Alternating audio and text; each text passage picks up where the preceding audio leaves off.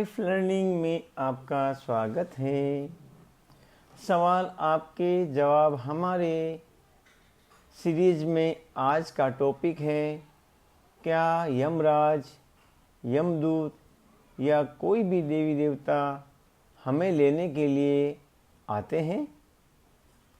जी नहीं, कोई भी आपको लेने नहीं आता।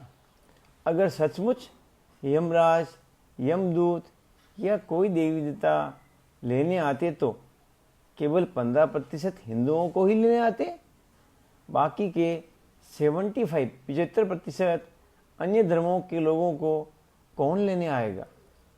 यमराज सिर्फ 15% हिंदुओं को लेने आते हैं जैसी बातें प्रतीकात्मक और काल्पनिक कहानियां हैं, वास्तविक नहीं। दूर दूर तक कोई सत्यता नहीं।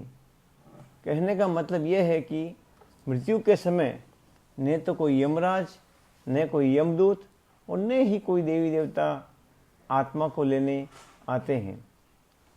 मृत्यु के बाद आत्मा कहाँ जाएगी, यह जाति या धर्म पर निर्भर नहीं करता, बल्कि केवल और केवल अपने कर्मों, संस्कारों और चेतना पर निर्भर करता है। आत्मा अपने किए हुए कर्मों के आधार पर ही निम्न और उच्च लोक, हायर और लोअर रिलेम में पहुंचती है। निम्न कर्म, आत्मा निम्न लोक में जाती है। उच्च कर्म करने वाली आत्मा उच्च लोक में जाती है। फॉर एग्जाम्पल, अगर गुब्बारे में कम हाइड्रोजन गैस होगी तो वह ऊपर नहीं उठ पाएगा या कम ऊपर उठ पाएगा। कम हाइड्रोजन गैस, गुब्बारा कम ऊपर उठेगा और अधिक हाइड्रोजन गैस, गुब्बारा ऊंचाई पर जाएगा। ठीक वैसे ही आत्मा अपने गुणों और कर्मों के अनुसार ऊपर या नीचे जाती है। इसी तरह यदि आत्मा में नकारात्मकता, तामसिक और वासनात्मक गुण होंगे तो वह पृथ्वी से बंधी आत्मा बनेगी, अर्थ बाउंड सोल बनेगी और बार बार जन्म मरण का चक्र चलता रहेगा।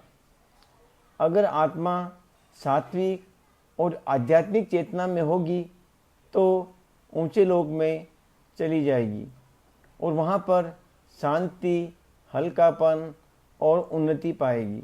धीरे धीरे जन्म मरण के चक्र से मुक्त होकर मोक्ष प्राप्त करेगी। यमराज का उल्लेख केवल और केवल हिंदू धर्म की मान्यताओं में है। प्रश्न उठता है कि फिर मुसलमान, क्रिश्चियन, चीनी, अफ्रीकन आदि को कौन लेने आता है?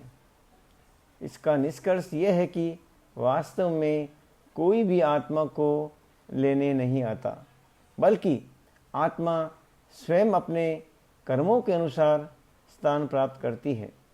आत्मा खुद अपने कर्मों से रास्ता तय करती है। सार रूप में कहें तो मृत्यु के बाद आत्मा का गमन पूरी तरह से उसके कर्म, संस्कार और चेतना पर आधारित है, न कि जाति, धर्म या किसी विशेष देवता पर। धन्यवाद, धन्यवाद, धन्यवाद। परमात्मा आप सभी की हर मनोकामना पूरी करे। इन्हीं मंगल और पवित्र भावना के साथ आपका ही अपना निर्वाणा लाइफ लर्निंग।